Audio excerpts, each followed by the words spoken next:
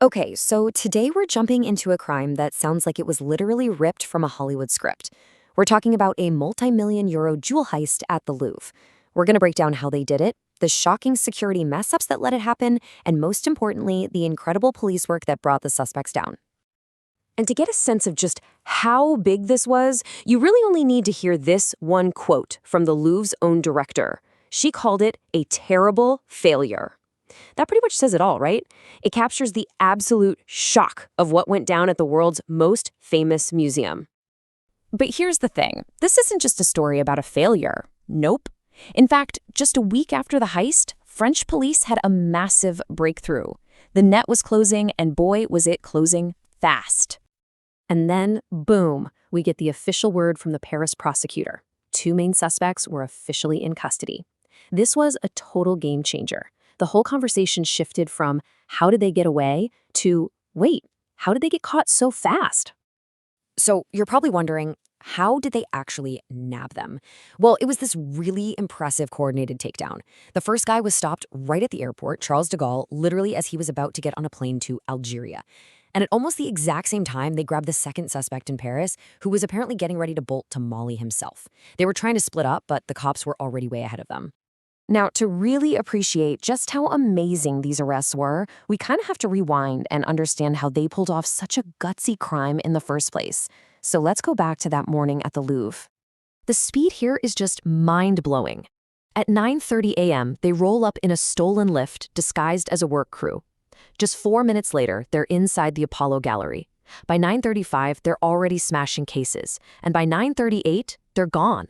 Poof! Escaping on scooters. The whole thing was over in less than 8 minutes. Unbelievable. And the prize for that 8-minute dash? A cool 88 million euros. That is the staggering, estimated value of the historic crown jewels they managed to snatch. And listen, we're not just talking about some shiny rocks here. These are irreplaceable pieces of French history. You've got a sapphire diadem, an emerald necklace that belonged to Empress Marie-Louise. That's Napoleon's wife. You literally can't put a price tag on stuff like this. So they were fast, right? Super fast. But they weren't clean. In their rush to get out, they got sloppy. And that sloppiness, it left a trail of breadcrumbs for the investigators to follow. It is honestly astonishing what they left behind. I'm talking gloves, a high-vis jacket, a helmet, even their power tools, and a walkie-talkie. It's like they left a little forensic welcome basket for the police. And, well, the police definitely accepted the invitation. They pulled a whopping 150 DNA samples from all that stuff. So yeah, the getaway was quick, but they left a giant forensic footprint all over the place. And this is where modern detective work really shines, you know? The forensic team gets to work. They find DNA, they find fingerprints, they run it all through their databases, and bingo, they get matches. And that's exactly how they put names to the faces just in time to catch them trying to flee the country. Okay, so the investigation didn't just finger the culprits. It also blew the lid off some shocking problems at one of the world's most protected places. You have to ask, how on earth does this happen at the Louvre? Get this, the director herself admitted that the one camera that should have caught them entering was pointing the wrong way. I mean, you can't make this stuff up. A massive, critical blind spot at the exact point of entry. And it gets worse. It wasn't just that one camera. The entire security system was described as aging and ineffective. Even crazier, in the very wing of the museum they hit, 1 out of every 3 rooms had no CCTV coverage at all. These weren't little mistakes, these were huge systemic failures.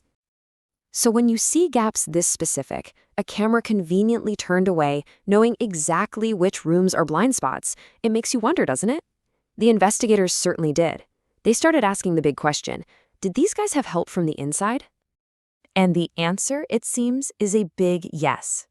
Digital forensics reportedly turned up evidence that a museum security guard was actually talking to the thieves before the robbery, feeding them sensitive info about the security layout. It's like they were handed the blueprint for the whole heist. And that brings us to the final and maybe the most tragic part of this whole story. The police have their suspects in custody, but the priceless treasures? They're still missing.